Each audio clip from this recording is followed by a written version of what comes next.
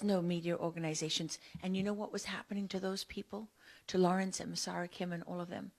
The journalists sitting in the big capital cities, the big cities and in the capital, who were taking the line from the government and didn't have the courage or the integrity or the professionalism or the character or the motivation to go to those frontline villages. They just bought the line from the government that it wasn't really happening, and they bought the line from the U.S. State Department that this is nomadic tribesmen being forced to move from climate change.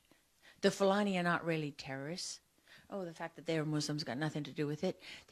Because they're nomadic tribesmen, they're looking for other land. They're looking to go somewhere, you know, and that's forcing them to clash with the Christian villages. Nonsense. That's absolute nonsense. That is just an example to you of how climate has been used as a scam. I mean, it's not just fake. It's much worse than that. All of these systems that are being implemented that are so profoundly dishonest, they're systems of control. How do we control the people, control the information and the narrative, and then have that as cover to do whatever it is that we want to do, which, by the way, is to go into Christian villages and not only annihilate people. I mean, in one of the recent attacks that Truth Nigeria has reported on, putting women and children inside cages in the market and burning them alive.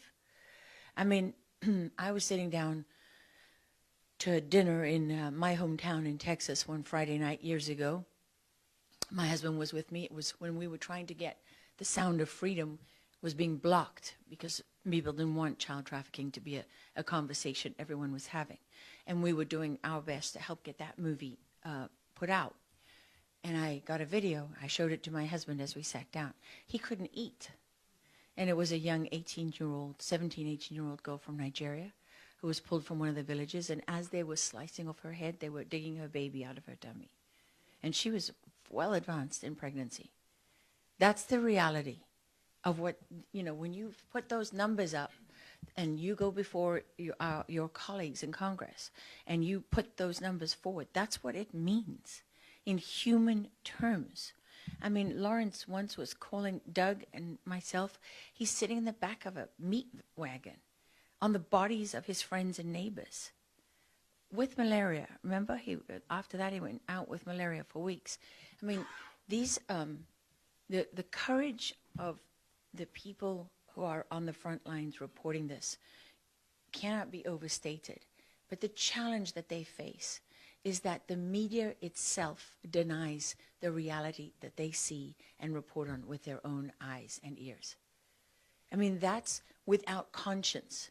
Honestly, I stand before all of you in the National Press Club of the United States of America, the most powerful free nation on earth, where we have First Amendment rights. And I mean, I cannot say strongly enough to the press corps, do your job. Do your job. Because we are supposed to be the inspiration and also the safety net for journalists everywhere.